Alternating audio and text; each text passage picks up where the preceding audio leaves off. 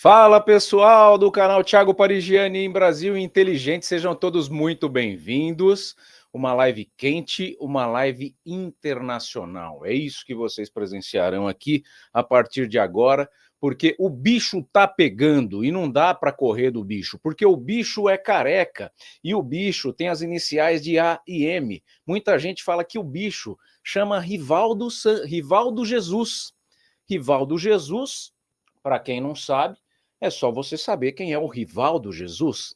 Na Bíblia você vai ver que o Rivaldo Jesus começa com Sá e termina com Tanás. E tem muita gente que Rivaldo Jesus, muita gente que está falando que Rivaldo Jesus é quem está mandando e desmandando no Brasil. A respeito disso, pouco temos a dizer, muito a lamentar, né? E a gente, por ser aqui o jornalismo vocacionado sem patrocínio, que não tem o Brasil União e Reconstrução, e a gente vai saber se lá nos Estados Unidos existe esse patrocínio também da esquerda nos veículos de comunicação. Hoje temos uma convidada importada, e daqui a pouco eu vou colocar ela aqui na tela. Nós vamos entender as similaridades. Tentaram prender o Trump lá nos Estados Unidos, não tentaram? Estão tentando prender o Bolsonaro de tudo quanto é jeito aqui. E aí não é questão de, eu sou bolsonarista, eu sou conservador, eu sou direita. É simplesmente enxergar uma situação de que querem prender um ex-presidente que está inelegível, está sem passaporte. Então, qual é o interesse na prisão desse cidadão que está inelegível, sem passaporte, não pode fugir para nenhum país? Por que querem tanto prender esse homem? Será que é porque nas eleições municipais teve uma chuva de centro e centro-direita? Será que esse homem apoiou os candidatos que ganharam na maioria das prefeituras? Esse homem que também cometeu muitos erros, não é nenhum anjo, não. Mas comete bem menos erros do que o cidadão que ocupa hoje a cadeira presidencial brasileira. Isso é inegável. E aí não é, o Thiago é jornalista enviesado, nem nada disso. É uma questão constatável, é só você pesquisar. Então, para entender esse universo norte-americano e o universo brasileiro, eu trouxe aqui hoje uma convidada que há muito tempo a gente já estava trocando essa ideia para trazer ela aqui. É uma pessoa que eu conheço há muito tempo, estudou comigo acho que desde a primeira série, vamos ser honestos aqui, e mora nos Estados Unidos há 21 anos. Então, ela sabe tudo de lá. E eu sei um pouquinho daqui. 44 anos aqui, em solo guarulhense, em solo paulista, em solo brasileiro. Dei umas puladinhas aí pela América do Sul, consegui chegar até a Europa, vi coisas que dá para ser aplicadas aqui, mas nos Estados Unidos eu não cheguei. Tive 2 vistos negados, então por isso eu não sei qual é a realidade americana. Muitos amigos por lá, Sean White, que ela conhece também, já veio aqui para cá, cidadão do mundo, né? Hoje está morando na Holanda. Você fala Holanda, ele fica bravo, porque ele fala que é Países Baixos. Então hoje a gente vai ter, se Deus quiser, com a participação de vocês, uma visão de geopolítica, tá? Com um cidadão brasileiro, com vocês que estão aqui comigo no chat, a Cristina, o Adalto, o Antônio Machado, a Edna Ferreira. Vocês podem deixar aqui o seu comentário. Nós vamos tirar a limpo a situação política brasileira e ver se tem, de fato, a ideia de que o que está acontecendo nos Estados Unidos é a previsão do futuro do que vai acontecer aqui. 2016, Trump foi eleito, 2018, Bolsonaro foi eleito, aí 2022, o Bolsonaro saiu, lá em 2020, se eu não tiver ruim de conta, o Biden também destronou o Trump, e agora o Trump voltou. Meire Martins, com vocês, Meire Martins. Já vou de cara perguntar, será que o Bolsonaro volta então, seguindo esse roteiro que eu fiz, Meire? Seja bem-vinda aí. Bom dia para todos, bom dia, amigos de Guarulhos. Há quantos anos que eu não posso falar aí com o pessoal de Guarulhos? Bom dia, Thiago, é um prazer estar aqui no canal Brasil Inteligente pela primeira vez. E a gente realmente vai discutir um pouquinho sobre essa questão política do que a gente vive aqui nos Estados Unidos, né? E aí, eu queria começar falando um pouquinho antes do que aconteceu. Quando o Trump foi presidente aqui, nós tivemos bons momentos financeiros, inflação regular. Eu costumo falar, o fato dele ser multimilionário, né? Ele faz uma boa administração, na minha opinião, pelo fato de como ele levou o país. Claro que existe os pontos fortes e fracos, cada um vai ter uma visão, mas de forma... Desculpa. De forma, assim, pessoal, eu digo, e vendo, assim, os amigos ao redor, que a questão econômica do país estava rodando muito melhor. E aí entramos ali... Pode falar, Thiago, você ia falar. Não, é só um parênteses. O Trump, ele vem depois do Obama, não é isso? Sim, sim.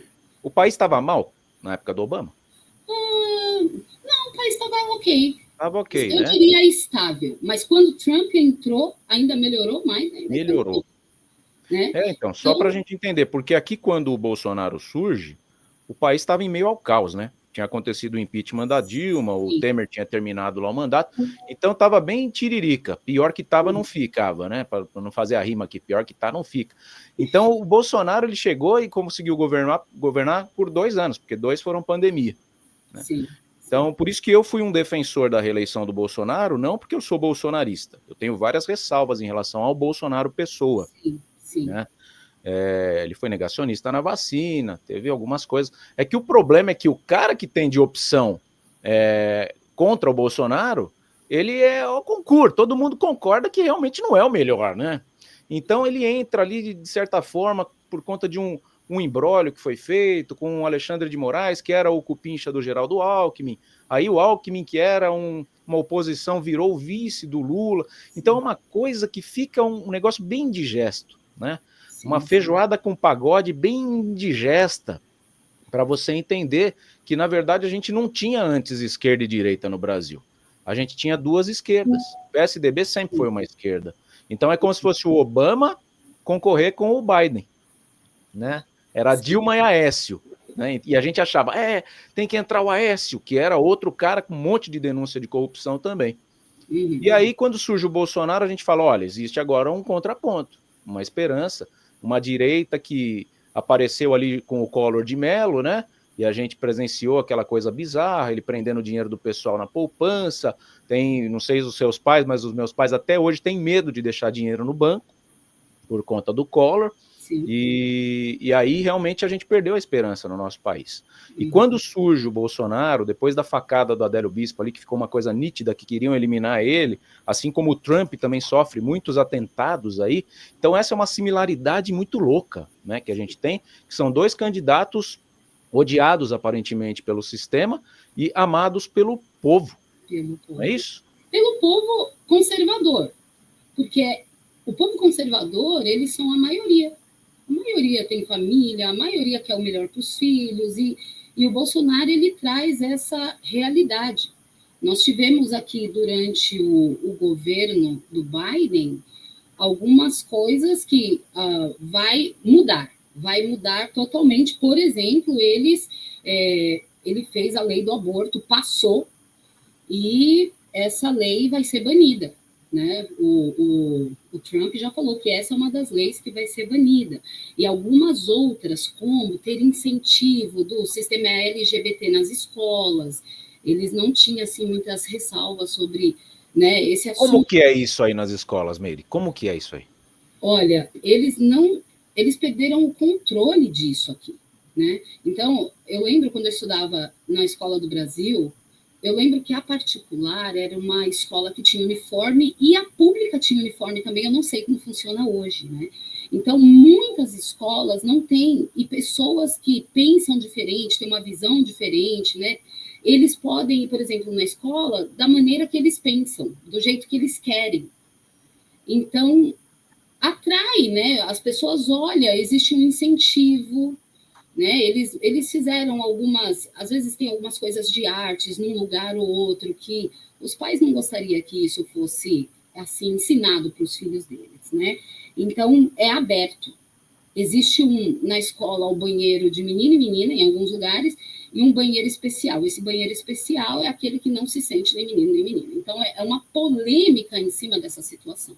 E o Trump, ele é 100% contra, né? Ele fala aí na mídia e que vai voltar a ser o que era. E os Estados Unidos, a maior parte do nosso país aqui, ele é conservador, 100% conservador. Não 100%, né? Mas a grande parte é conservadora.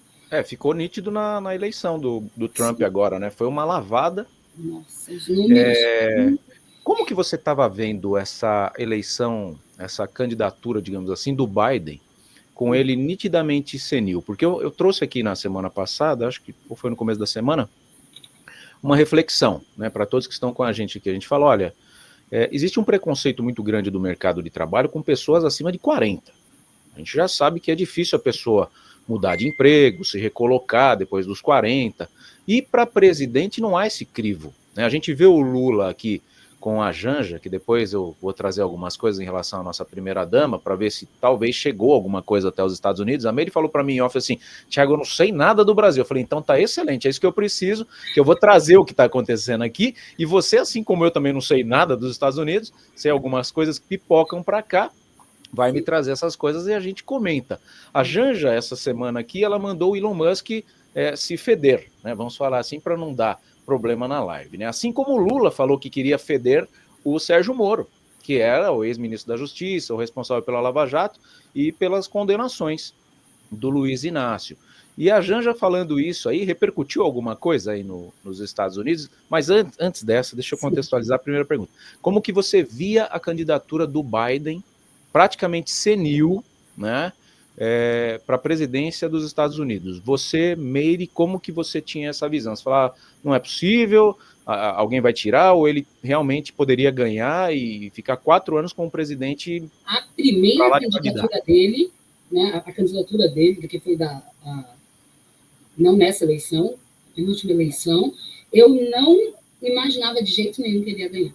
Foi algo assim que me assustou, porque os números não parecia que ele ia ganhar. E aí foi para o segundo turno. Quando foi para o segundo turno, que ele ganhou, aí eu falei, nossa, incrível, porque a minha ideia é que o Trump seria reeleito. Então foi tenso, foi diferente, porque o país vinha andando, teve a pandemia, a gente não sabia o que ia acontecer depois, e quando você tem uma mudança muito grande de alguma coisa, por exemplo, a pandemia veio, você não mexe no time, porque você não pode aguentar tantas mudanças, a pandemia já era uma grande mudança. Né? Então a gente esperava que ia continuar dessa mesma forma, não aconteceu, e nós sofremos muito com isso. Aconteceram coisas nesses 4 anos que foi muito difícil. Uma coisa que é intrigante é que durante todos esses anos que eu moro aqui, eu nunca vi uma inflação como essa. Eu sei que no Brasil vocês estão acostumados com inflação, minha mãe sempre fala, as coisas aqui estão altíssimas e tal, e eu fico pensando, nossa, e aqui sempre foi tudo tão estável.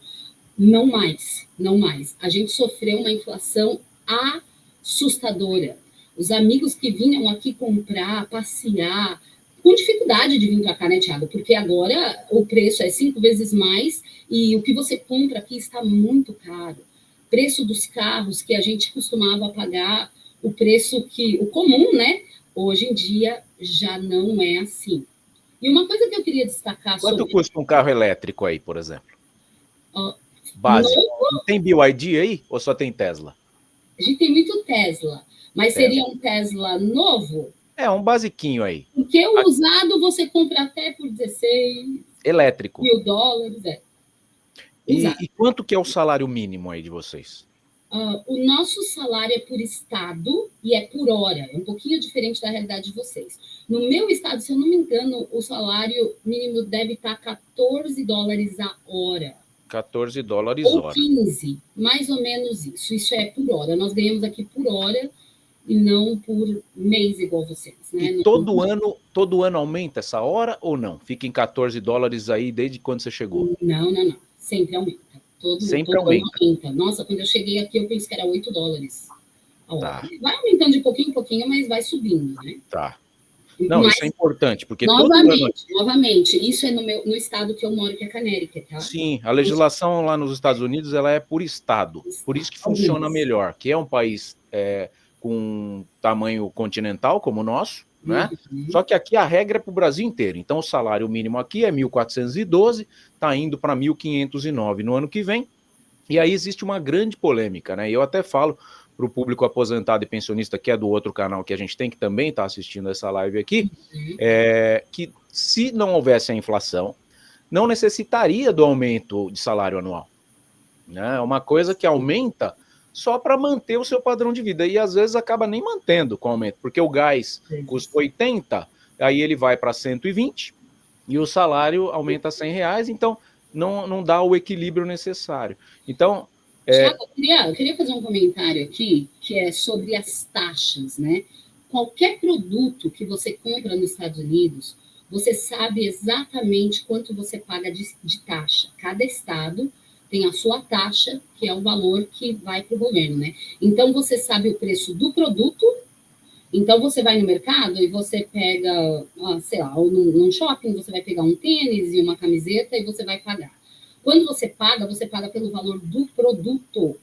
E depois você sabe quanto que sobre o produto, quanto você vai pagar para o governo. E isso eu acho muito interessante. A gente não tem no Brasil. Você nunca sabe quanto custa o produto e quanto custa, né? E isso é uma coisa que eu achei sempre interessante.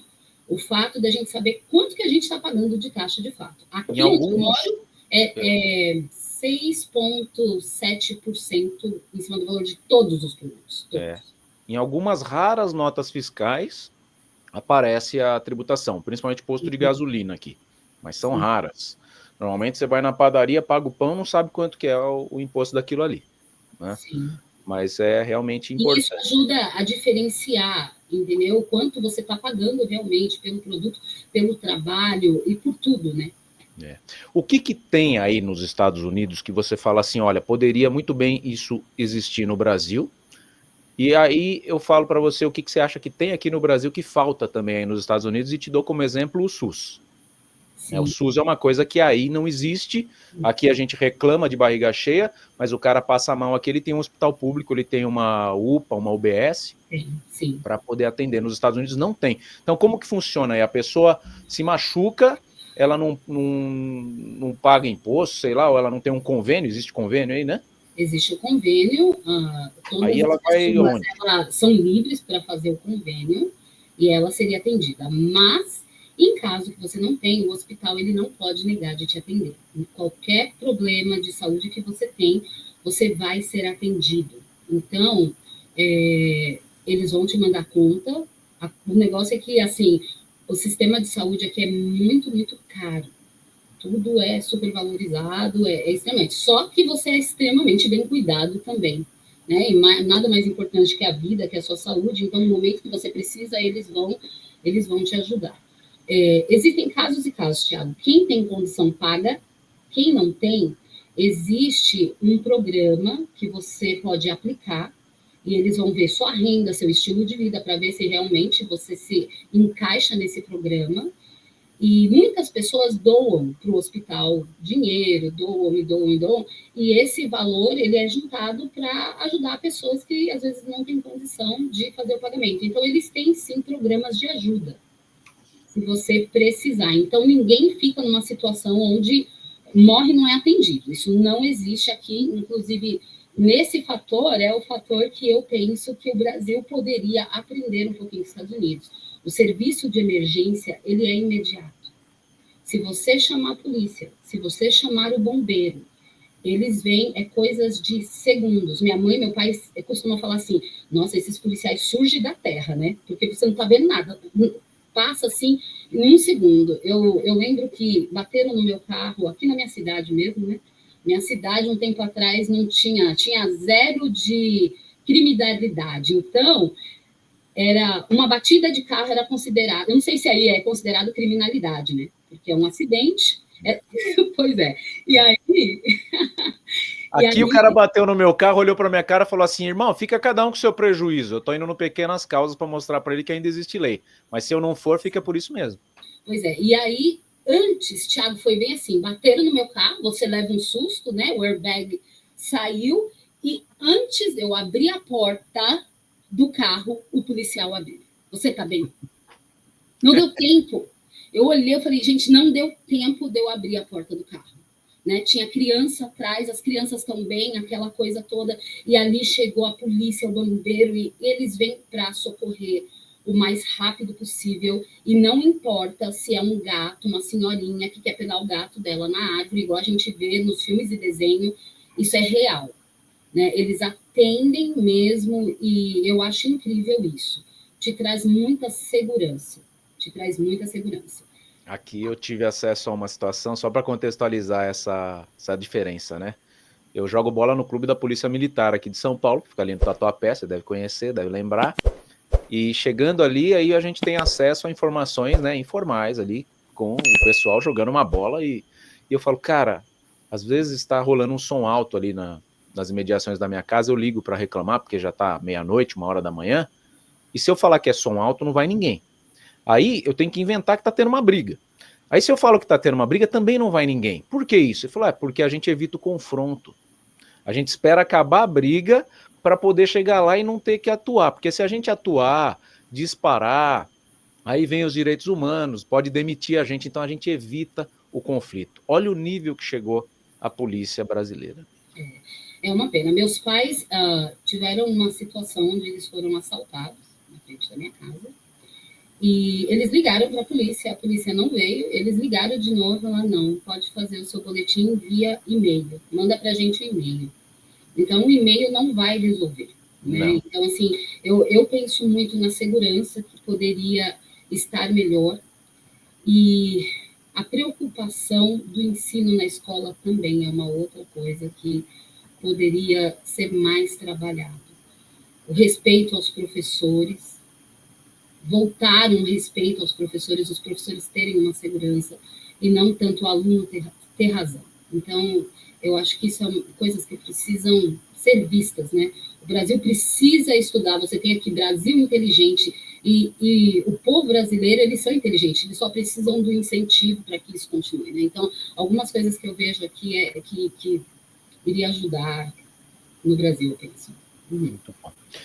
A gente está com a Meire Martins, é minha amiga pessoal, residente nos Estados Unidos há 21 anos, tá? Ela está trazendo a realidade americana, e a gente vai entrar agora na pauta política de cabeça, porque, para quem não sabe, o Bolsonaro ele foi indiciado ontem pela Polícia Federal por denúncias, né, de ter armado um plano de assassinato de Geraldo Alckmin, de Lula, também de Alexandre de Moraes, e estão investigando se talvez Flávio Dino, que não era ninguém ali naquela ocasião, né, também pudesse estar envolvido.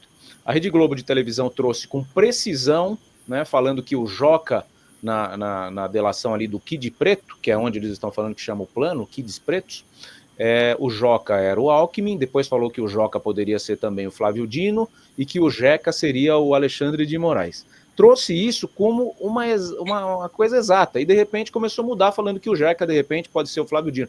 Então, o que é muito triste de se ver aqui, Meire, é os meios de comunicação convencionais mostrando de fato uma coisa que antigamente a gente via adesivos do pessoal da Universal, da Igreja Universal, que eram muito fãs da Rede Record, e colocava lá Globo, eu era cego e não via, né, que a Globo realmente tentou manipular a opinião pública em relação a favorecer o governo simplesmente por patrocínio. A gente viu a Globo sofrer muito na gestão do Bolsonaro, porque ele cortou a verba, né, para cultura, a verba para emissoras de televisão, e deixou elas caminharem com as próprias pernas. Como a Rede Globo era uma das que mais recebia esse incentivo, a Globo até hoje ela tem muito receio da volta do Bolsonaro. Aí nos Estados Unidos aconteceu alguma coisa parecida, o sistema político também patrocina canais de televisão aí, principalmente canais de jornalismo, ou nessa parte aí vocês estão melhores que a gente, porque aqui a gente está muito dependente desse tipo de trabalho que eu resolvi fazer aqui no YouTube. Um jornalismo independente, que não tem custo de governo, não tem nada, a gente pede aqui a audiência para ser patrona do canal, faz a doação por Pix, a gente mantém a estrutura com isso, e assim a gente consegue manter um jornalismo isento, sem nenhum viés interesseiro por dinheiro. Aí como que funcionam os meios de comunicação em relação à política? Olha, durante a campanha, o que eu vi foram programas de TV e artistas, né, pessoas famosas, que se ele era assim, do partido eu ia falar Bolsonaro e Lula, estava falando deles, se ele era do partido do Trump, eles tinham uma conversa que incentivava o Trump a falar disso. Se não, com a Kamala, outros canais falavam com ela. Então, você já via pelas perguntas, a maneira, né? Igual a gente tem uma pessoa aqui muito influente, que é o Dr. Phil, que ele entrevistou, eu não sei se tem esse programa traduzido no Brasil, né? Ele é um psicólogo e ele é fantástico, ele faz um programa anos na televisão, e o Dr. Phil, ele entrevistou o Trump como psicólogo. Foi assim um programa super interessante e você já via a intenção dele de que o Trump, né, seria a melhor opção. Então, em outro momento, alguém famoso entrevistava a Kamala. Então, assim, é um meio a meio. Eu não vejo assim muito canal de televisão para responder essa pergunta, mas eu vi algumas coisas e o que eu vi foi isso. Mas não existe assim um asco da população falando, ó, tal canal só fala mal do Trump, tal canal só fala bem do Biden. Não tem. Eles falam bastante do Trump, porque o Trump é uma pessoa que fala o que ele pensa e ele faz. O Trump não tem medo. E ele também pode financiar as coisas dele, né? E isso ajuda bastante. Entendeu? Quem financiou a campanha dele foi o Musk, né? E eles estão ali de mãos dadas. Então, são dois. Quando eu vejo dois empresários no nível que eles chegaram, eu acredito que eles são bons administradores. Sim. Entende? Então, quando você consegue levar a sua vida, se você consegue aquela coisa, se você organiza bem sua casa, se você cuida da sua vida bem, então você tem condição de cuidar de um país. Então, é a mesma visão que eu tenho para eles, né? Eles conseguem fazer a economia rodar, eles conseguem fazer a empresa deles funcionar muito bem. Tem muitas críticas e erros, mas eu não acompanho a esse ponto, assim. Eu não sei se tem um canal que fala mais de um do que do outro. Qual que é o principal canal de notícias de vocês aí? É a CNN? A gente tem CNN, a Fox News, que é bem falada, né? Aqui em Connecticut a gente tem o de Connecticut, cada estado tem sua rede, mas o Fox e o CNN são duas redes que são bem, fala bastante política e tudo. Tem um canal que nem a Globo aí, que tem entretenimento, tem algum filminho, novelinha, também fala de notícia ou não? Tem vários. É que aí no Brasil vocês são mais assim, né? Tem 5 canais que são mais divulgados.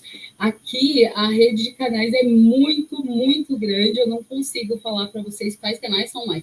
A maioria das pessoas tem assinatura, é comum. Eu nunca nem assisti televisão. Como que fala? Comum sem canal ser aberto. É canal aberto. Canal aberto. Não sei os canais assim que são abertos, mas tem muito canal, Thiago, é difícil de falar. Mas isso tem de tudo, todas as opções. Isso é uma crise muito grande que tem acontecido aqui, porque o Brasil, ele não tinha muitos canais, ele era só TV fechada, meu pai tinha videolocadora, né? A gente fez a nossa vida comercial por justamente essa restrição, tinha meia dúzia de canais, eu lembro do meu pai fazendo as propagandas no final de semana, ele escrevia nos cartazes assim, colocava lá na padaria, fuja do Gugu e do Faustão, seu filme está aqui na Show Video, né? Então era fácil, a nossa concorrência era moleza. Aí quando entrou a TV a cabo, Sim. Já começou a ampliar, aí vieram os canais internacionais, canal de desenho para molecada, né? Aí acabou com o show da Xuxa, acabou com a Angélica também, porque ninguém queria mais. A gente, quando era criança aqui, a Meri lembra, para a gente assistir um desenho, a gente tinha que esperar o SBT passar a Pantera Cor-de-Rosa, né? Quando passava a Pantera Cor-de-Rosa às 6 horas da tarde, nossa, era o auge, porque, cara, tem um desenho 6 horas da tarde. Hoje tem desenho 24 horas, né? A vida ficou fácil. Você me perguntou, interessante, você me perguntou isso sobre a televisão, e eu não vejo mais as pessoas em televisão, não sei como que está aí, elas não assistem. Existe um público que penso que as pessoas de mais idade ainda assistem televisão, mas uma grande maioria já não vê canais, tudo é aplicativo, tudo é pago, Então, a Disney Plus, Disney não sei o quê, você paga, você assiste aquilo que você quer. Então, né, mudou muito essa perspectiva. Então, talvez eu não saiba mais por causa disso, porque há muito tempo que a gente não acessa canais, né? Você vai direto na sua notícia no YouTube, em qualquer lugar. E é isso justamente o que está incomodando a Rede Globo, porque ela não está entendendo que a culpa não é dela pela perda da audiência. A culpa é dessa abertura. O meu filho também não assiste. Né? O meu filho estava com um box lá de TV no quarto dele, ele falou, pai, pode tirar. Ele está hoje com o Xbox Series S e ele usa pelo Xbox, ele assiste o YouTube. Ele não precisa de nenhum canal de TV. Sim. Ele assiste exatamente aquilo pontualmente. Diferente da gente que ficava esperando o jornal para ver a previsão do tempo, para ver os gols da rodada. Né? A gente ainda tem esse hábito. Eu quero assistir e esperar a televisão me mostrar o que ela quer. E a geração de hoje, assim como a Meire está trazendo, que a americana também já vai direto ao ponto. Eu quero ver a receita do bolo de chocolate. Pum, não quero esperar a Ana Maria Braga passar o pensamento do dia para vir a receita no final. E a Rede Globo está cada vez mais revoltada com isso. Juntamente com a Rede Globo, a esquerda também está revoltada, porque o YouTube virou um reduto. Na verdade, eu acho que virou um refúgio da direita, porque foi tão oprimida pelos meios de comunicação devido à quantidade de anos que o PT governou. Ficou Lula 1, Lula 2, depois Dilma 1, Dilma 1,5, 2,5, que foi o impeachment ali, né? E aí depois agora volta o Lula. Então, as redes sociais foram mais para a direita naturalmente por conta disso. Na mídia convencional, o jornalista ali era mais esquerdista, né? Ele tinha se formado na USP, achou que o sistema favoreceu ele nesse sentido, não via que ele ter entrado na USP era um mérito dele, e acabou começando a puxar mais sardinha da esquerda, e isso é um grande conflito. Eu digo que a gente não está em crise na democracia. Muita gente fala de fraude nas urnas, eu não acredito nisso. Prova disso é a eleição do Trump nos Estados Unidos, é a eleição municipal aqui, que foi dominada pela centro-direita. Eu acredito sim em coisas que aconteceram, que nem o Moraes, ele mexeu na Constituição num prazo fora da eleição, ele poderia ter mexido como presidente do TSE, ele alterou uma Constituição eleitoral fora do prazo, ele tinha até maio para fazer aquilo e fez em outubro. Então, por isso que falam, teve fraude na eleição de 2022, mas não na urna, né? Ninguém manipulou aquilo ali. Foi simplesmente uma mudança na regra. Então, você tem um prazo para fazer uma mudança e ele, como presidente do TSE, rasgou esse prazo e fez uma mudança nas vésperas da eleição, acho que dia 5 de outubro. Então, até aí a gente tem esse problema.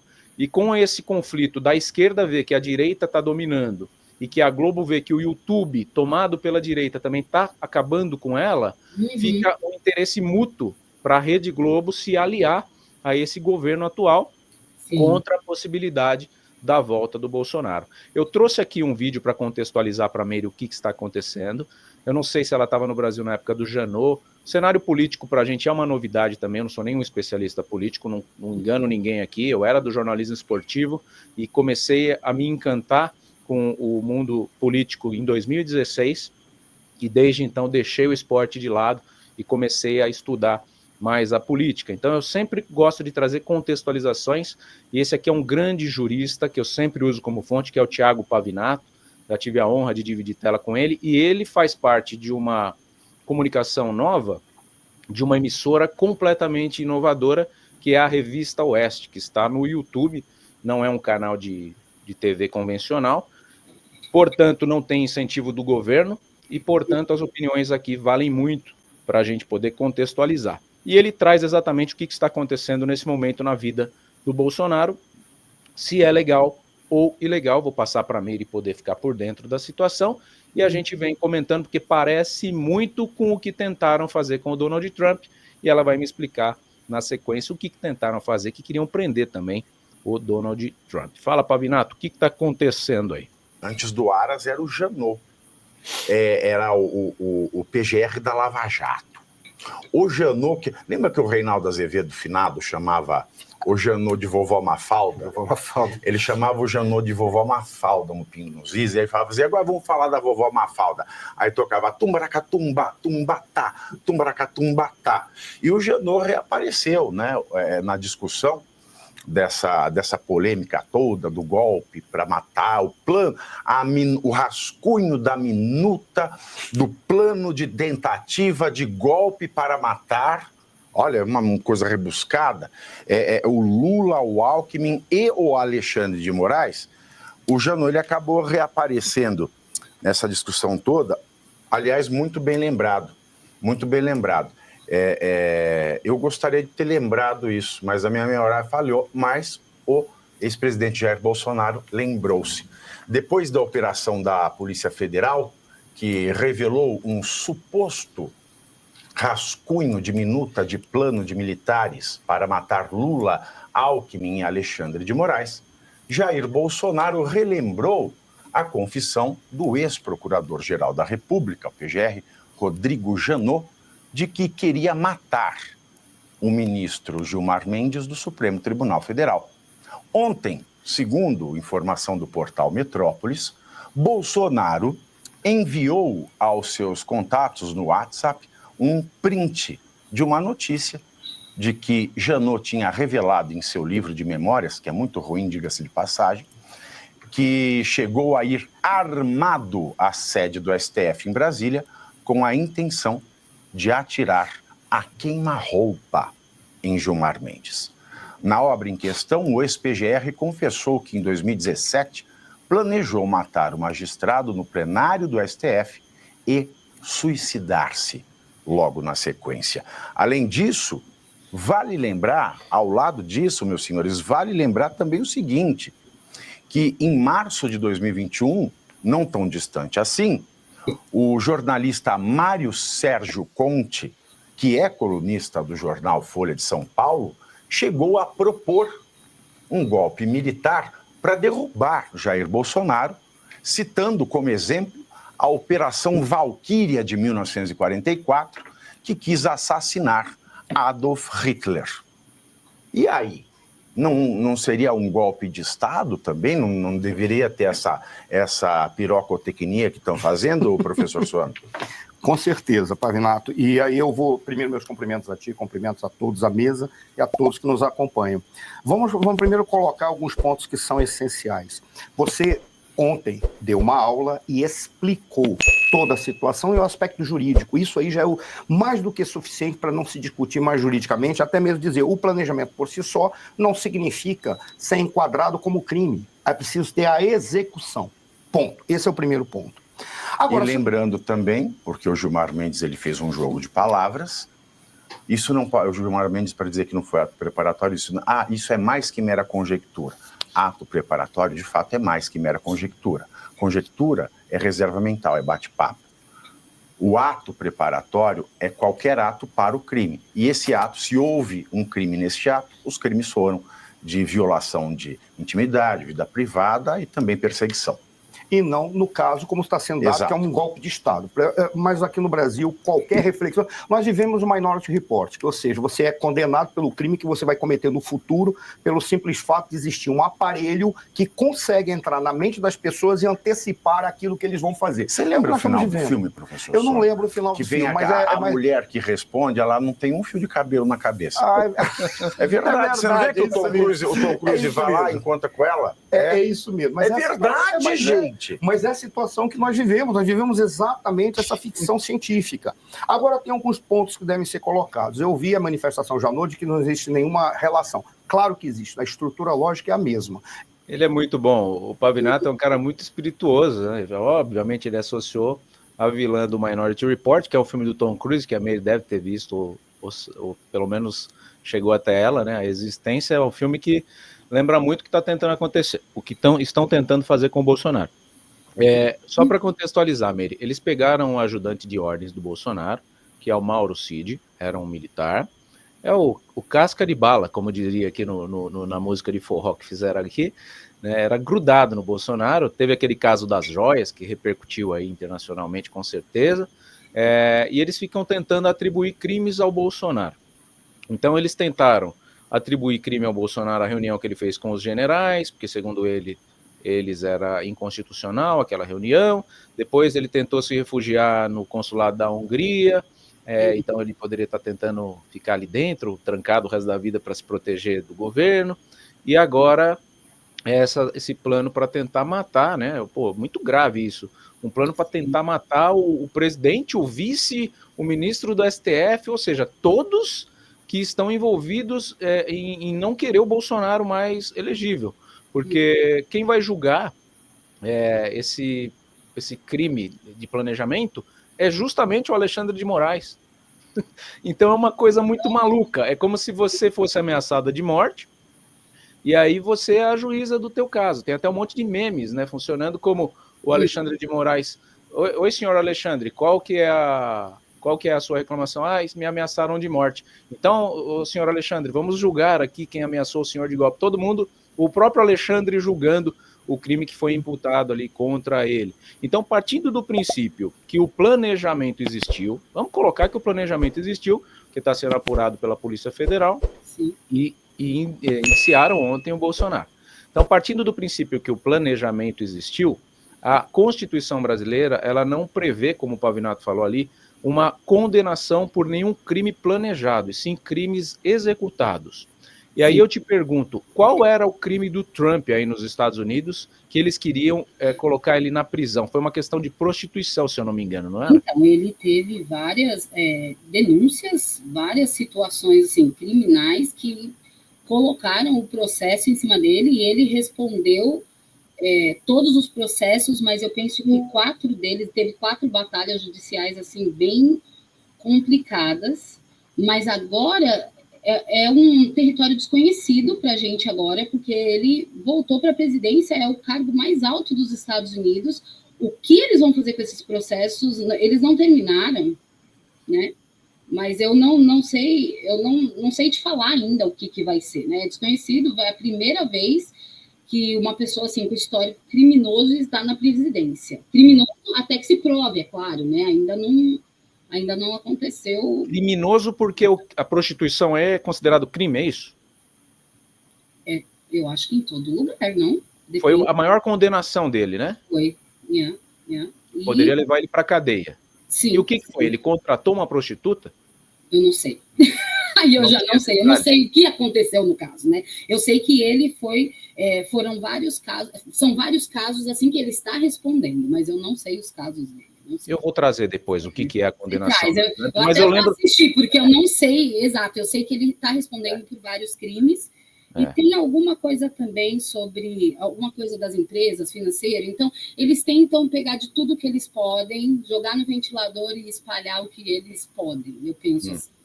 Né? Aí o que eu vejo, né? Eu vejo que é uma vontade muito grande de um senhor chamado Luiz Inácio em ver o Bolsonaro preso, assim como ele também gostaria de ver o Sérgio Moro preso, por uma questão pessoal. Talvez não para justificar os crimes que ele cometeu aqui, porque quando você fala, o Bolsonaro cometeu um crime, ele participou de um plano para matar o Alckmin, ok, mas ele desviou algum dinheiro público para comprar algum bem pessoal? Tem prova disso? Eu ousei falar, a gente chegou até a um hacker, esses dias que apareceu lá da Sérvia, brasileiro, Patrick, e ele achou meu telefone mesmo, porque ele é um hacker, né? Eu estava entrevistando o pessoal para descobrir a questão do Adélio Bispo e tal, e esse hacker falou que tinha rastreado o Adélio Bispo em junho, e o Adélio Bispo só apareceu para a mídia em setembro, quando ele enfiou a faca na barriga do Bolsonaro. Então era muito intrigante um hacker que investigou um cara que não era conhecido e depois tentou matar o presidente. Depois falaram que, na verdade, ele conseguiu puxar uma conta retroativa dele em julho, mas foi em novembro. Então, esse hacker, né, foi descredibilizado aqui, e até que ele apareça aqui no canal, ele pode se defender, mas ele fugiu de uma live comigo aqui. E quando esse hacker me ligou, ele achou que eu ia ficar com medo, não ia atender ele nem nada, eu atendi, conversei, e nessa conversa eu falei, você hackeou o Bolsonaro? Eu hackeei. Assim, ó, e você achou algum podre do Bolsonaro? Não. Ou seja, um cara que não tem interesse nenhum em falar bem ou mal do Bolsonaro.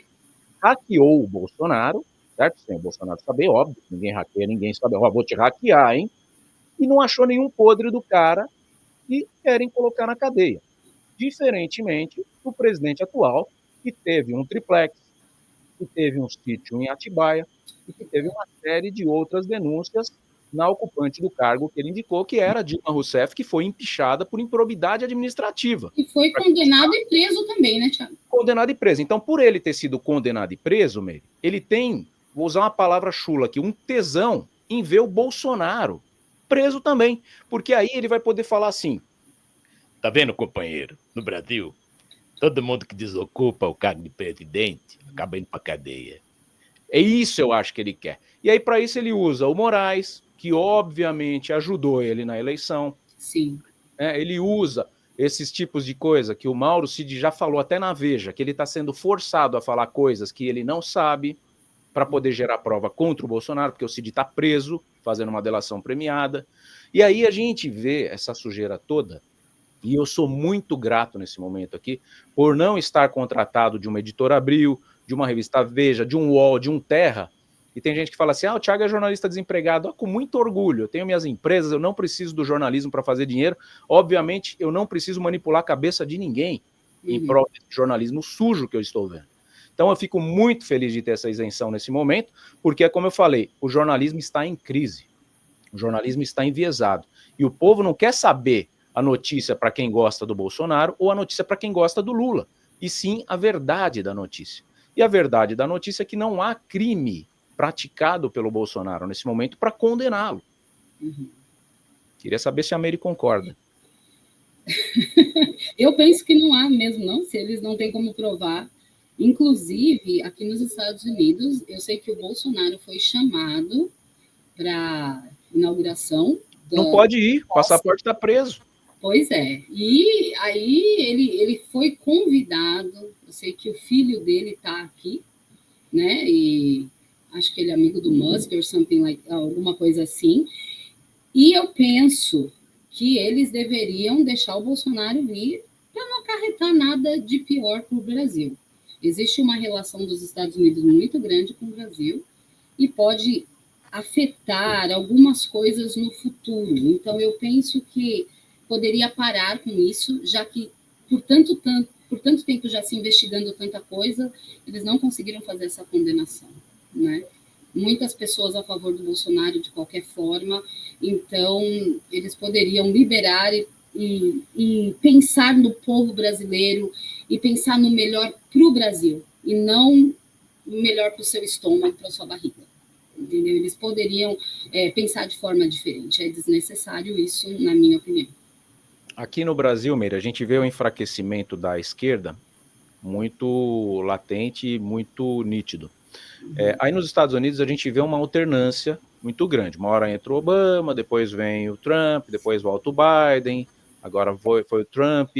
Você vê esse movimento da volta do Trump como uma consolidação para que acabe essa alternância esquerda-direita, ou você acha que é só um grito de revolta que aconteceu e colocou ele ali, aí pode ter reeleição? Ele já foi 2 vezes, ele não pode mais. Depois dessa aqui... Não pode mais. Não, só vai ser até aqui. Tá. E aí você vê, então, uma questão de que o povo quer permanecer à direita ou pode ser que volte à esquerda? Esses 4 anos é que vai dizer, com o melhoramento de tudo que ele quer fazer para o país. Né? Então, ele, assim, na campanha, ele colocou vários objetivos no qual ele vai trabalhar. Por exemplo, uma delas, que é interessante para o país crescer, ele vai aumentar as taxas dos produtos que vêm de fora, porque ele quer fortalecer as empresas, as coisas que funcionam dentro dos Estados Unidos. Entendeu? Então, as pessoas vão parar de comprar lá fora, parar de comprar da onde vende super barato, para poder adquirir os produtos daqui. E eu penso que isso é funcional. A gente precisa continuar o país, né? Baixar as taxas. Então, economicamente, o país vai ter uma melhora. Eu não sei se é todos que tá. Eu penso que o pessoal da esquerda é uma menor parte. Eles têm um apoio, mas eles são a menor parte. Tanto que no Congresso, o Senado e tudo é republicano. Né? Então, assim, a luta não vai ser fácil. Existe uma situação, assim, parecida com o Brasil nesse caso. Então, eu não sei se eles voltam. Eu gosto mais do lado conservador. Né? Eu prezo mais pelo lado conservador. É mais fácil de lidar com isso. Durante esse período dos 4 anos, nós tivemos, por exemplo, liberação da maconha. Então, em todos os Estados Unidos, você tem casa vendendo, e é prejudicial, não precisa nem falar. Não é aí tem um limite? Não tem um limite. Está liberado, quiser vender 1 quilão, vende. É liberado, você compra, né? Você vai em qualquer lugar desses aí, você compra. E isso foi prejudicial, né? Então, assim, a questão do aborto, muitos temas polêmicos, extremamente polêmicos. Mas, assim, se você vê o que é saudável, o que é normal, o que é família, isso do lado conservador, o Trump vai tentar trazer de volta certos valores. Nós tivemos um problema também que, gente, isso é totalmente inaceitável, que é a pessoa ter um limite para roubar. Então, em São Francisco, por exemplo, eles têm um limite até, eu não sei o número do X, vou dizer assim, se você roubar até $500, $500, você não sofre nada. Mas eu que trabalhei, que ganhei os $500, como que vai ser? Então, eles começaram, está acontecendo uma coisa aqui, Thiago, que nunca aconteceu antes. Eu fiquei, assim, passada quando eu vi a primeira vez em Canérica, numa região, né? Canérica tem vários estados ótimos, cidades ótimas de morar, algumas cidades mais simples. E eles tinham colocado as bolsas nas prateleiras e elas estavam fechadas com... Como que eu falo? É um gatinho, um negocinho assim. Enforca-gato. Tipo um enforca-gato. E quando você quer comprar o perfume ou você quer comprar a bolsa, você tem que chamar alguém da loja para tirar dali. Né? Em São Francisco, eles fecharam tudo. Tem uma janelinha e você pede o que você quer. Porque chegou um nível que os comerciantes, eles não tinham mais o que fazer. 2 fatores. Pode ter sido após a pandemia, tudo ficou muito caro, mas eles liberaram essa situação. Então fica fácil, porque ninguém vai fazer nada com você se você rouba o valor de $500 ou alguma coisa assim. Inaceitável, né? Se você roubou uma bala, você roubou. Então você perde a noção. Então a pessoa começa a roubar para viver. E quem trabalha vai dar conta com essa inflação nessa altura? Então são coisas que aconteceram pós-pandemia. Então, você fica entre a relação de ter entrado um governo que não trabalhou nesse aspecto para poder resolver o problema e a pandemia. Foram 2 coisas que se juntaram. Então, você não sabe o que influenciou mais. Antes disso, eram outros Estados Unidos, muito mais tranquilo. Como eu disse para você, anos atrás, por anos, eu moro bastante tempo, porque 18 anos nessa casa que eu estou, e eu nunca tive preocupação alguma com a questão de segurança. Os carros ficavam abertos, a casa ficava aberta. Não tem portão, né? Não tem, tudo aberto. E aí, um dia, eu levei um susto. Nós estamos chegando agora no Thanksgiving, que no Brasil o pessoal já começa a comemorar, né? É um dia de gratidão. E aí a gente sempre tem um negócio chamado Black Friday, que o Brasil também incorporou isso, e no Black Friday a gente sempre separava um dia e falava... Não, aqui não. Aqui tem a Black Fraud. Mas aqui tem o Black Friday mesmo. E no Black Friday o preço é menor. E o meu marido chegou para mim e falou assim, Meire, eu quero comprar câmera para casa. Eu me assustei. Eu falei, câmera para casa? Para que você quer comprar câmera para casa? E ele já estava lá na frente, né? E eu falei assim, credo, Cris, que horror, vai pôr câmera... A princípio, se for para eu ficar olhando minhas crianças no quintal, que é grande, tá tudo bem, porque eu moro atrás da minha casa, é uma floresta, então seria até interessante, mas eu nunca pensei nisso, mesmo que o urso visite a minha casa, né? E ele falou, câmera. E as coisas começaram realmente a mudar na relação de segurança. Nada tão absurdo, acontece aqui em todo lugar, mas eu estou falando da minha cidade, que é pequenininha, né? As pessoas começam a checar os carros. Checar o carro é quando você tenta abrir a porta para ver se alguém esqueceu um dinheiro. Não quebra vidro nem nada, mas começou a fazer esse tipo de coisa. E isso é incomum para a gente aqui. Então, assim, foi uma mudança muito grande e ela veio pós-pandemia com esse governo. Entendeu? Então, assim, no governo do Biden que começou isso. No governo do Biden. Você acredita que a explosão das drogas aí também, que eu vi algumas coisas em Las Vegas, né? Parece que virou uma cracolândia gigantesca. Foi a pandemia que empurrou para isso também ou foi o governo do Biden?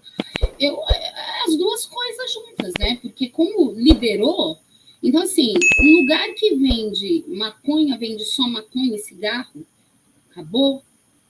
Né? Então, da onde está vindo essas outras? Eu não tenho como responder um negócio desse, mas a gente põe uma biga de uma interrogação em cima disso e fica se perguntando, né? Porque uma pessoa falou comigo, né? Eu tenho família, gente que mora em Manhattan, e eles colocaram uma caixinha para quem não tem dinheiro para comprar maconha. A caixinha vive vazia, by the way, né? Ela vive vazia. E alguém me comentou o seguinte, poxa... Eles já poderiam colocar maconha na caixinha, né? Não, então, é maconha que eles colocam para a pessoa que usa maconha. Já fica ali uma doação de um chumaço. Exato. Aí, o que eu ouvi? Por que eles não colocam remédio para diabético que não pode comprar? Você entendeu? Como que eles liberam? Rapidinho, posso contar uma experiência que eu tive com meu marido? Claro. Nós fomos jantar na Times Square, e nós estávamos num restaurante, sentado na janela, assim, que era de vidro, toda a parede de vidro bem grande, e o restaurante que a gente estava, que é geralmente restaurante que vai bastante gente, bem gostoso, estava meio vazio aquela noite, né? A gente foi passear nós dois, né? Tem um tempinho nosso, e lá de cima, a gente viu um coffee truck. O coffee truck, ele é um caminhão que geralmente vende comida. E a gente olhou e a fila não parava. Eu falei, nossa, a gente devia ter ido comer nesse coffee truck, porque, olha, a fila não para de jeito nenhum. E a gente jantando gostoso e tudo. Eu falei, mas que coisa estranha, um restaurante vazio, coffee truck cheio. A gente achou estranho aquilo, né? Aí a gente foi olhar direito. Eu falei, mas é coffee truck aquilo mesmo? O que é? Não, era um drug truck. Maconha truck, né? Então, eles estavam ali vendendo maconha, só que a maconha aqui, é o que eu falei, eu não sei muita coisa do que vende hoje no Brasil, né? Mas eles colocam no brownie, o brownie é um bolo, eles colocam na bala, no chiclete, tudo com sabor maconha. Então, a comida de muita gente, eles compram com maconha. Eu não sei se é a essência, não sei o que é, mas tá lá, entendeu? Que é com maconha. E aí ficou complicado. Manhattan começou, você sai na rua, você tá com seu filho, eu parei de ir lá, né, passear nos lugares assim, que é os centros, e eles estão oferecendo, tipo assim, quer comprar, você tá com a criança. Então, é uma coisa que mudou bastante pra gente aqui, essa realidade. E eu não sei como isso vai ser controlado agora. Eu não sei como vai funcionar. Porque assim como não pode fumar dentro dos estabelecimentos aqui, no Brasil também não. Deveria ter um local só para isso, talvez. Eu não sei como que eles vão manejar, porque nós chegamos em lugares e o cheiro está horrível e você não fuma, então não existe um respeito para quem não usa. Entendeu? Talvez não pensaram nessa situação, mas Aí existe uma lei de fumar só em locais abertos também ou não? Fuma em lugar fechado? Não. Só lugares abertos. Tá. Pelo menos isso está aí no mundo todo. Sim. Bom, eu preciso me justificar com a minha audiência aqui. Preciso fazer as duas últimas para a Meire. Para você que está chegando agora, a gente está com a Meire Martins, é minha amiga pessoal, moradora dos Estados Unidos. Tá pertinho de Nova York aí, né, Meire? E ela está trazendo para a gente as informações políticas, tá, lá dos Estados Unidos, para a gente fazer uma live geopolítica. E aí aqui eu fiz um comentário que o Bolsonaro tem algumas ressalvas. Eu nunca falei que eu sou bolsonarista, eu sou um cara conservador, eu sou um cara com pensamentos de direita, é o que a Meire está trazendo. A esquerda aqui no Brasil, ela fala que o bandido é vítima da sociedade, assim como eu estou vendo lá com a Meire também está igual. Ela libera droga aqui também, só que liberou 40 gramas por enquanto. Ela fala para o cidadão de bem não poder ter arma, mas o bandido pode. Então, são valores, né? São valores, fora a questão familiar, proteção do LGBTQI, ABCDF, GH, JK, LMN, OPQ, RST, VXZ, porque não pode tirar nenhum, se tirar eles brigam. Então, a gente tem esses pensamentos aqui, e a gente está trocando essa ideia. Então você chega, curta, compartilhe, deixe o seu joinha e deixe o seu comentário. O que eu preciso me justificar é que eu falei que o Bolsonaro foi um negacionista na vacina. Tá? E aí, deixa vocês entenderem, o Bolsonaro foi o presidente que mais vacinou continentalmente. Ele comprou a vacina, ele vacinou. Quando eu falo que ele foi negacionista, foi porque ele, apesar de ter comprado a vacina, ele vacilou na comunicação e falou para ninguém tomar a vacina, porque ia virar jacaré, aquele monte de papo de tio do churrasco dele. Ele acabou se tornando um cara ridículo. Né? A narrativa dele foi negacionista. É a mesma coisa o pai comprar uma caixa de bombom para os filhos, né? Falou assim, olha, tá aqui o bombom, pode comer à vontade. Mas eu não recomendo, eu não vou comer, porque isso aí vai fazer mal, eu vou virar um jacaré. Mais ou menos isso. Pegou a filhinha dele e falou, ó, tá aqui minha filha, 8 anos, não vai tomar vacina. Sendo que o que estava baixando os números, bem ou mal, era a vacina. Aí você fala, mas a vacina teve uma porrada de efeito reverso, que não deu para ser estudado. Concordo. Minha irmã foi uma das vítimas da vacina, graças a Deus está bem, mas teve um AVC isquêmico, com 36 anos. Vai falar que é normal? Que é genético? Não é, minha família não tem isso. Então foi depois da vacina. Uma série de gente desenvolveu trombose. Estava comprovado que a vacina da Pfizer não podia misturar com a AstraZeneca. Tá? Isso era a bula. E aí me deram uma Janssen, me deram uma Pfizer, depois eu falei, só vou tomar Coronavac, que era a vacina do Dória, que essa daí parece que é sabor água, não fazia efeito colateral nenhum, mas a Janssen me doeu mais do que a Covid. Eu tive Covid sem vacina, eu sei o que é a Covid, posso falar, fiquei 6 meses sem sentir cheiro, né? E depois a da Pfizer também me doeu como se fosse a Covid na coluna, né? Nas articulações. E a Janssen não doía nada. Então essa salada de vacinas que a gente tomou por medo de morrer, né? Com certeza não foi sadia, não foi saudável. Então é por isso que eu falo que o Bolsonaro foi um negacionista na comunicação da vacina. E ele não tomou vacina, tá? Tanto que não tomou. Aí vai condenar ele por não tomar, não, opinião pessoal dele. Sim. Agora você que é bolsonarista aqui, que tá no meu chat me criticando porque eu tô falando que ele foi negacionista. Você não tomou a vacina porque o Bolsonaro falou? Não, né? Acredito que muitos aqui tomaram a vacina, independentemente de discurso político, de amor, porque a gente não pode ter amor por político. O político, ele é um servidor do povo. O dia que você for fã do Bolsonaro ou fã do Lula, realmente você deixou de ser fã do seu país. E a gente tem que ter amor pelo nosso país. E quem eu vejo com possibilidade de ter mais cuidado nesse momento, obviamente, que é a direita. A audiência foi lá embaixo. Mas eu sustento a minha teoria. Não tenho problema nenhum com a audiência. O que importa é vocês me entenderem. E quem está com dificuldade de me entender, fique aqui até o final, que a gente vai sempre explicar. Fazer uma pergunta em relação à vacina. Nós escutamos daqui que quando aconteceu isso, eu sei que o Bolsonaro falou isso, eu sei disso. Porém, eu fico me perguntando se o povo estava realmente preocupado e quero te perguntar se isso aconteceu mesmo. Porque com o Covid acontecendo, as pessoas estavam em festas, se envolvendo, falavam não saiam de casa, não transmitam, cuidem dos velhinhos. E o Brasil não obedeceu essa regra. Existia mesmo essa preocupação com as pessoas ou é só por falar? Deu uma pipocada no começo. Não entendi. Então, a minha pergunta foi o seguinte, eles fizeram, né? O Bolsonaro realmente falou isso, que você falou, tudo bem, mas existia do povo uma preocupação real quanto tomar vacina e sobreviver, sendo que as notícias que a gente recebia é que o Brasil, assim, uma parte, né, talvez, não estava preocupado com isso. Eles se reuniam em festas, eles eram pegos, dispersados, existia assim, ninguém estava preocupado com isso, as pessoas andavam na rua normal. Então, qual era a preocupação de fato? Não, existia uma preocupação, sim. Eu mesmo, a minha loja, ela ficou do lado de um hospital que o prefeito aqui da cidade montou, que era para ser um hospital de campanha, parecia uma praça de guerra, então não recebia mais clientes antes mesmo deles decretarem o fechamento do comércio oficialmente. Sim. Então existiu sim a preocupação, principalmente da parte do idoso.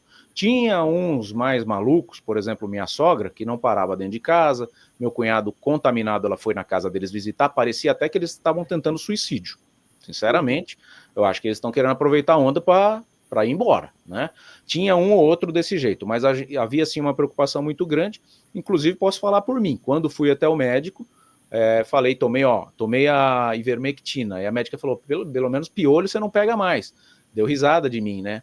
E ela falou, isso aí não serve para nada, e o Bolsonaro estava mandando todo mundo tomar ivermectina, cloroquina, eu tomei pelo sim, pelo não faz mal nenhum, era um vermífugo, né?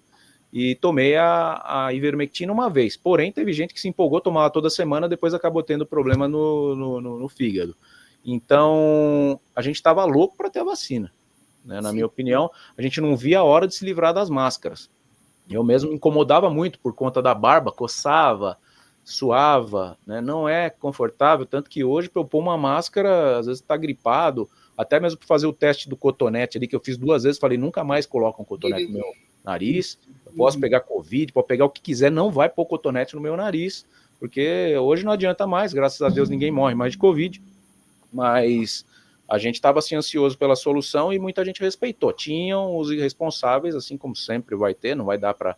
Talvez sejam esses vídeos que chegaram até nós aqui. Né? Fiz a pergunta porque a gente viu muito isso acontecer. É uma coisa que culturalmente a gente não tinha, né? Acho que foi a única vez que o brasileiro teve que pôr máscara. No Japão já é muito comum, e nos Estados Unidos eu não sei se já tinha esse hábito também, mas acredito que sim, né? Os japoneses. Os japoneses usavam aqui também, mas depois do Covid, mais pessoas, né, preferem ficar de máscara. Por exemplo, antigamente, se a gente estava gripado, a gente não usava máscara. Hoje em dia as pessoas têm, né, essa consciência, põe a máscara para não passar para as pessoas. Né? Então, sim. Mudou sim. Tá aí o Carlos Roberto culpando a vacina também pela safena dele, né? Então, realmente a gente foi cobaia, gente, tá? Isso não teve jeito. Ou era ser cobaia, tomando a vacina, ou era ficar correndo risco sem a vacina. O que estava baixando os números era isso, né? E aí falar assim, tem gente que é da esquerda aqui, teve um primo meu, inclusive, muito infeliz nos comentários, ele falou assim, Bolsonaro matou o pai do meu amigo.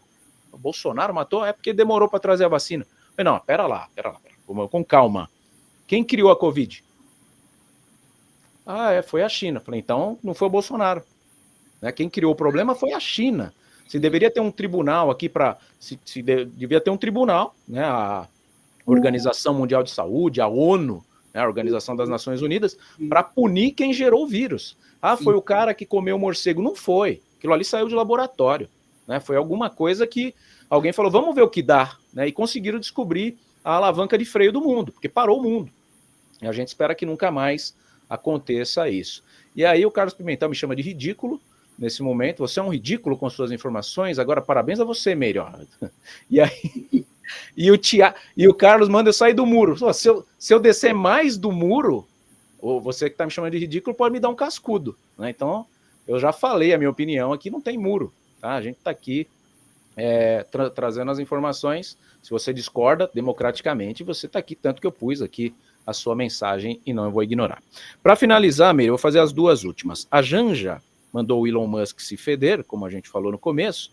Chegou até os Estados Unidos essa informação? Você viu algum vídeo viralizando, alguma coisa, ou nem chegou? Não vi. Não, tá sabendo por mim? Quando foi isso? Eu não sei, foi recente? Foi agora, ela fez o Janjapalooza. Você não soube do Janjapalooza? Tem o Lollapalooza. Tem o Lollapalooza aí nos Estados Unidos? É um evento de música, né, que é tipo Rock in Rio. Aí apelidaram de Janjapalooza, porque segundo ela, o Brasil está morrendo de fome. Então ela fez um evento contra a fome, gastou só 33 milhões de reais para poder fazer o evento, e aí agora ajudou. Agora o Brasil não tem mais fome depois do Janjapalooza.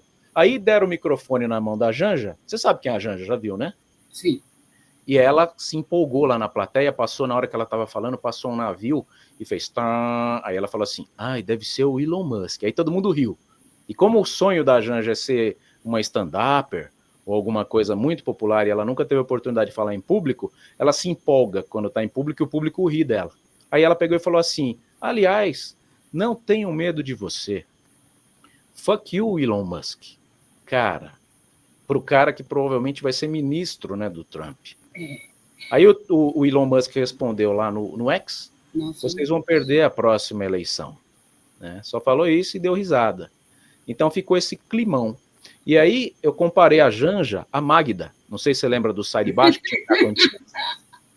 O Lula é o Caco Antibes, né? Cala a boca, Janja! Porque a Janja só dá a bola fora. Infelizmente, eu realmente não cheguei a ver. É recente, não consegui ver isso ainda, mas feliz de não ter repercutido até a grande massa. Talvez passou em algum lugar, eu realmente que não vi, não sei. Mas se eu souber da repercussão, eu falo para você e você fala no canal depois. E a outra pergunta é em relação ao que acontece, porque eles não estão prendendo o Bolsonaro ainda, e aí eu vou trazer para você se aí nos Estados Unidos existe também essa situação.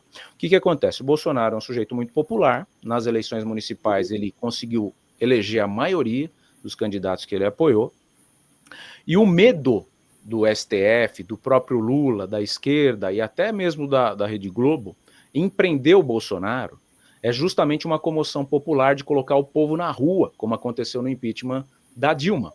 E aí essa comoção popular poder gerar um efeito reverso e até propriamente um impeachment do Lula ou impeachment do Alexandre de Moraes. Eu não sei se a população tem poder para isso, teria que... Eu vou até perguntar em off para o Pavinato como que se desencadera, né, um ministro do STF tão impopular como é o Alexandre de Moraes por aqui. Muita gente da esquerda não vê com bons olhos o Moraes, assim como também muita gente da esquerda, principalmente da imprensa, também não vê com bons olhos a Rede Globo.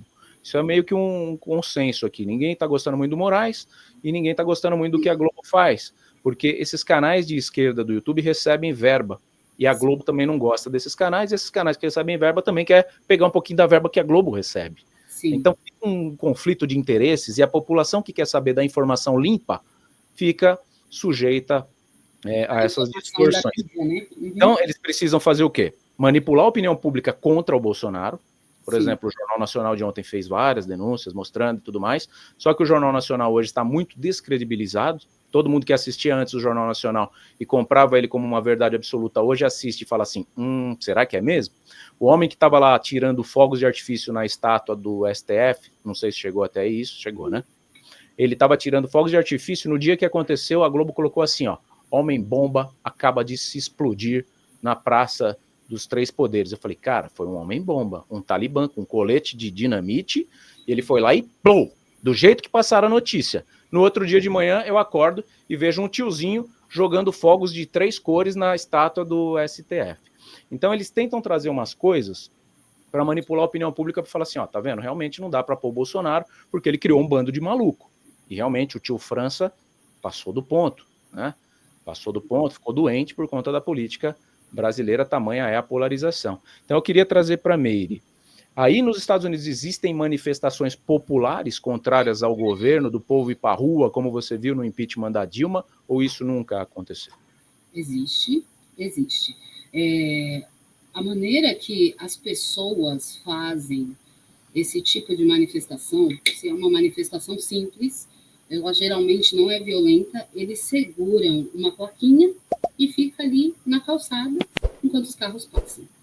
Essa é a manifestação comum aqui dos Estados Unidos de qualquer coisa. Não estamos satisfeitos com isso. Eles seguram, não fazem nenhuma algazarra. Essa é seria comum. Porém, quando o Biden ganhou, nós tivemos sim uma manifestação onde eles entraram lá, acho que foi no Congresso, eles entraram, eles quebraram coisas e Bem tal. lembrado. Então, ali foi a primeira manifestação que quando o Trump perdeu, né? Foi, quando o Trump perdeu. Não, foi igual o 8 de janeiro aqui. Né? Eles ficaram, assim, muito chateados. Não era isso, parecia que, né, uma grande maioria falaram que roubaram. Então, foi aquela investigação e tudo, mas passou. Fora aquela lá, eu não vejo tantas manifestações. Teve manifestação também de um negro que um policial matou, parece. Também teve uma manifestação grande, que teve passeata na rua e tal.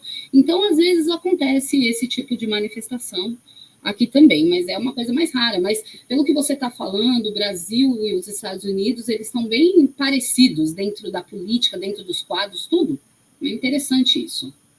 Você acredita que pode acontecer a volta do Bolsonaro, mediante a isso que a gente falou no começo? 2016 Trump, 2018 Bolsonaro, aí 2020 Biden, 2022 Lula, tá Thiago, tudo se desenhando para o filme repetir, assim, né? Quais são as opções que nós temos?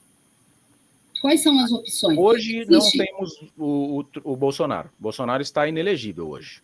Sim, ele está inelegível. Quais são as outras opções que nós temos? As outras opções da direita aqui são o governador de São Paulo, Tarcísio de Freitas, que parece que não quer, publicamente ele fala que não quer, ele quer se reeleger no governo, ele está muito bem, ele realmente é um político fora da curva.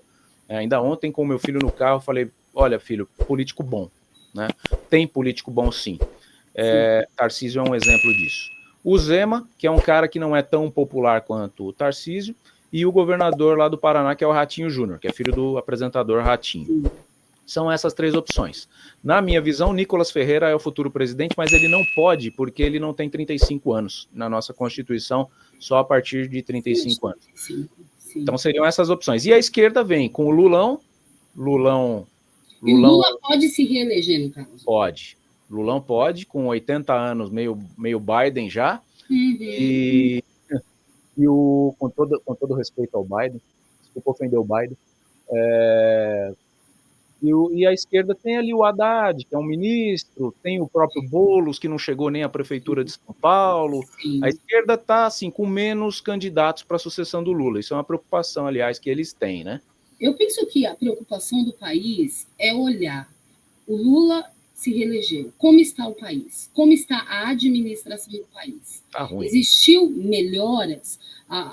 Se existiu um plano de governo, o quanto o plano de governo foi cumprido durante o período que ele foi presidente? E conscientizar as pessoas de que a gente precisa escolher algo diferente se aquilo não foi positivo.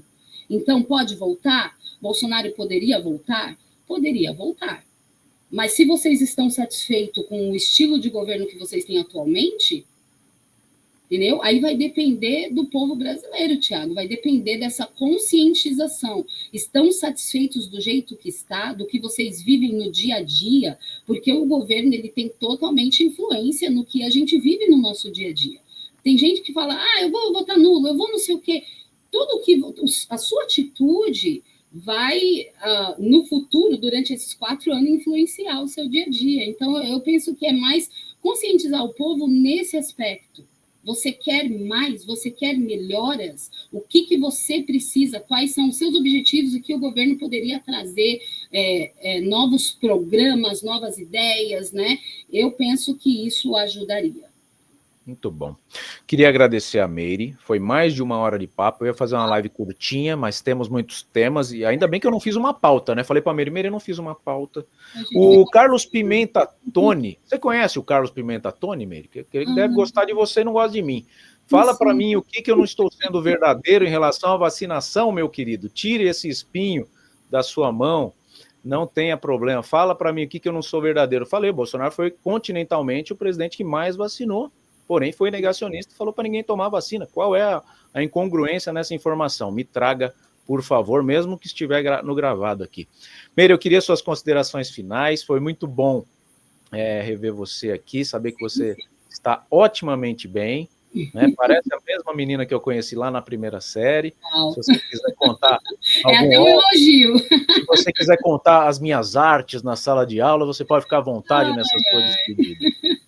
Realmente foram bons anos enquanto a gente crescia em Guarulhos, lugar gostoso, crescendo numa infância muito saudável, né, Thiago? Muito. Sem esse problema, eu lembro de coisas, né, eles falavam, Meire tinha o cabelo de molinha, e eu nem precisava ir para o psicólogo, ficou tudo Exato. bem. Não foi, Thiago? Era desse jeito. Aceita o cabelo de mola e tá tudo certo. Eu fiquei careca, me chamavam de careca, tá tudo certo também. E a gente se divertiu muito durante a infância, crescemos, e agora a gente... pai, mãe de família e tem uma outra visão, como esse canal fala de Brasil inteligente. Eu desejo para o Brasil tudo de bom, que vocês possam ter consciência na hora de fazer o seu voto, pesquisar, talvez a vida daquela pessoa, o estudo dela, a família dela, para ver se ela tem condição de administrar um país. Lembra sempre, aquele que administra bem a sua casa, ele vai administrar melhor um país. Então, não é qualquer pessoa que vocês colocam no poder, não é porque a pessoa prometeu que vai te dar o carne ou alguma coisa assim. É muito acima disso uma administração do país. Envolve muita coisa, envolve relações internacionais. Então, eu prefiro que as pessoas conscientizem nesse aspecto. Minha mensagem final seria essa: preparem as crianças brasileiras, ajude as crianças a lerem, ressuscitem as bibliotecas, porque o conhecimento ele vai fazer muita diferença. As minhas crianças, elas frequentam bibliotecas desde bebê. E uma coisa que temos aqui, Thiago, que eu quero até ressaltar, é biblioteca infantil. Na biblioteca infantil, eu sei que vocês têm, não sei que teca, tem alguma coisa que minha irmã falou aí, brinquedoteca. Aqui nós temos a biblioteca mesmo, ela é cheia de livros, e assim, segunda-feira tem programa de criança de 0 a 2 anos, de 2 a 4 na terça, e eles têm muito programas gratuitos para que as crianças gostem de ler, interajam. Então, isso vai fazer uma população crescer pensando mais, lendo mais, isso vai ajudar. Então, que da próxima eleição vocês possam realmente se inteirar da vida, tanto pessoal quanto da vida, porque vai reger o país, é uma pessoa pública, para poder melhorar o nosso Brasil. É isso. Como eu sempre falo, o meu desespero com quem defende a esquerda não é nem a questão do Thiago. É a questão de acreditar que o nosso país ele ainda não chegou no ápice. Eu tive o prazer de ir para a Europa no começo desse ano, e eu fui lá e eu vi um doce caríssimo sendo vendido a 3. Aí você fala, mas é 3 euros. Tá, mas o salário mínimo do europeu não é 1.400. Então, se custa 3 aqui no Brasil, com o salário de 1.412, ok, todo mundo compra e não reclama. Agora, 3 euros lá também, com o salário que é praticamente o triplo do nosso, é muito mais barato, né? Para quem ganha, vamos supor que lá fosse 2.000 euros o mínimo e custa 3, aqui no Brasil você não compra nenhum doce por 3, você compra um doce por 20. Então são essas coisas que eu olhei e falo, cara, o Brasil é tão rico, né? A gente tem uma hidrografia gigantesca, energia solar, energia eólica, energia dos ventos, né? Temos mares, temos uma série de recursos e não são explorados. Então, quando eu falo a gente precisa de uma mudança, e a mudança ela vem com a direita entrando, para tentar alavancar o empreendedorismo, para tentar alavancar esse liberalismo econômico que a gente precisa, porque a esquerda ela vem asfixiando com programas sociais, dando esmola para o povo, Bolsa Família daqui e dali, auxílio gravidez e não sei o quê, e o povo fica alienado, assim como o povo venezuelano é. O governo da Venezuela ele paga $100 para o cara não trabalhar. E se ele for trabalhar, o salário mínimo são $3. Então é inviável ele sair de casa para trabalhar com $3, porque ele vai gastar condução e tudo mais, ele recua a tropa, fica em casa recebendo 100 do governo e não deixa de votar nunca naquele governo, que senão ele pode perder os $100. É mais ou menos isso que estão tentando implantar no Brasil, não conseguiram ainda, porque a Venezuela é um estado brasileiro, tamanho territorial, e o Brasil é gigantesco, porque o sonho da esquerda no mundo é fazer esse tipo de alienação. Então quando eu falo vamos mudar, vamos colocar gente nova ali, e o Bolsonaro é o que surge com essa mudança, assim como quem ele indicar, provavelmente, o Lula estava inelegível em 2018, indicou o Haddad, e o Haddad estava fazendo a disputa ali, pau a pau. Então, se eles querem prender o Bolsonaro, se eles querem tirar os direitos políticos, eu acho que não é isso, não é esse o caminho que vai impedir a volta da direita. Porque se o povo acordar e perceber que estão tentando tampar o sol com a peneira, eles vão votar em quem o Bolsonaro indicar, mesmo dentro da cadeia. Eles podem ir para a rua e derrubar essa esquerda. Então pode ser uma segunda facada no Bolsonaro, né? Na verdade, a segunda foi a inelegibilidade. Sim. Era uma facada para tentar eliminar. Aí a inelegibilidade, a segunda facada. E essa prisão seria a terceira facada. Assim como foi o atentado lá no Donald Trump, que a bala por milímetros não acertou a cabeça. Sim. Seria uma tragédia, né? Mundial, histórica. Sim. E ele está lá hoje, tomando o poder aí da maior nação do mundo. Tem muito cuidado ainda. Eu queria te agradecer demais pelo teu tempo. É muito bom trocar essa ideia com você. Muito legal. Nem por telefone a gente conseguiu ficar tanto tempo assim falando. E suas informações são sempre bem-vindas. Quando quiser, a porta do canal está aberta para você vir aqui. Não precisa vir por 1 hora, quer vir por 10 minutinhos, trazer uma notícia. Seja nossa correspondente internacional. E a gente vai ter muito orgulho e muita honra disso. Eu queria agradecer todos vocês aqui do chat, quem me xingou, quem gostou da minha opinião, quem participou. O que eu peço para você é uma chantagem, sim. Se você ficou até o final, é porque você gostou. Então você clica no gostei, clica no ganchinho de compartilhamento, joga aí nos seus grupos um papo de geopolítica interessante, gratuito, totalmente sem viés financeiro aqui. A gente quer informar. Obviamente são pontos de vistas diferentes e é justamente isso que movimenta a rede social. Eu lembro da minha avó falando, olha, uma vez a televisão falou com um fulano, né? Aqueles papos que aconteciam na igreja, acho que alguém fez a pregação, ela era adventista também, e a televisão falou com o homem, né? Hoje em dia a televisão fala com vocês, literalmente, e vocês também falam com a televisão. Então não percam essa oportunidade. Sempre que vocês estiverem numa live, ou até mesmo no gravado, deixe o seu comentário, deixa que externe a sua opinião, porque é muito relevante, é bom para você colocar isso para fora também e deixar registrado a sua participação. Meire, muito obrigado. De nada, valeu e tenha todos um bom dia. Se estamos aqui por você, esteja sempre aí por nós. Valeu, até a próxima. Segura aí, Meire, vamos ver. Atualmente nós temos mais de 30 milhões de pessoas aposentadas, pensionistas da Previdência Social. E a esmagadora maioria dessas pessoas passam pelo chamado superendividamento. Trazendo uma solução prática, rápida e urgente para cada um de vocês, eu, Milton D'Antunes, juntamente com o Thiago Parigiani, em nossa parceria, estamos apresentando para você um manual prático para você lidar com esse superendividamento. Negociar diretamente com aqueles que são bancos, financeiras e que levam boa parte do que você tem de benefício mensalmente. Você vai mergulhar dentro de um curso prático e dentro dele você vai aprender na prática a livrar-se desse grande problema que afeta a vida hoje de milhões de brasileiros. Mas eu quero cuidar nesse momento em especial de você que acompanha o nosso trabalho. Então, não perde tempo. Adquira o nosso curso prático, que era R$ 249 e agora está em promoção, especialmente para você, por apenas R$ 49,90.